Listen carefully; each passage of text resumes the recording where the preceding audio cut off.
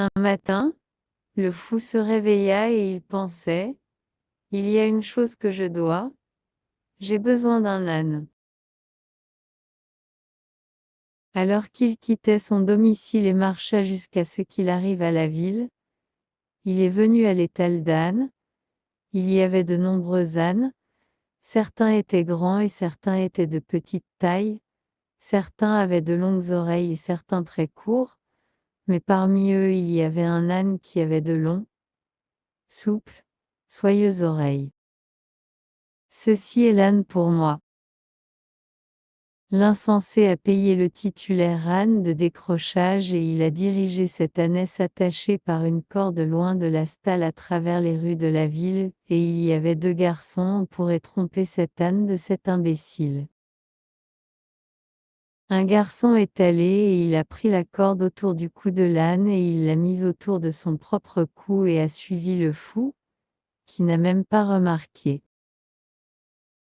L'autre garçon a conduit le dos d'âne à la stalle de le vendre.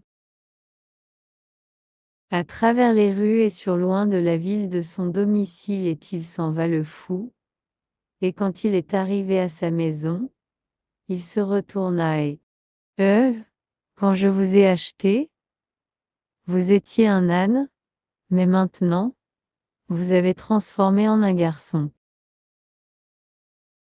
Il est vrai, je suis un âne quand vous me achetez, mais, voyez-vous, avant j'y étais un garçon, je étais impoli envers ma mère, et ma mère dit: si jamais vous êtes désagréable avec moi à nouveau, vous pouvez être transformé par le diable en âne et ce fut ainsi.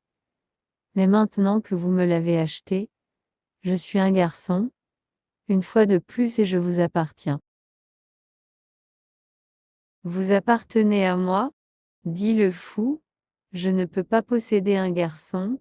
Allez, allez, mais promets-moi ceci, quand vous allez à votre mère, ne soyez pas impoli à son nouveau.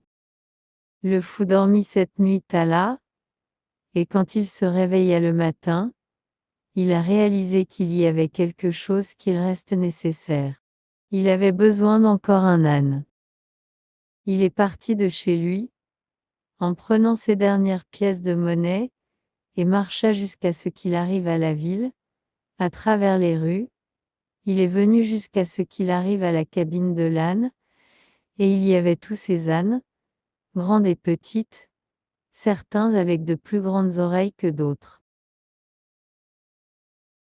Et parmi les ânes, il a remarqué qu'il y avait un âne avec de longues oreilles, disquettes, soyeux.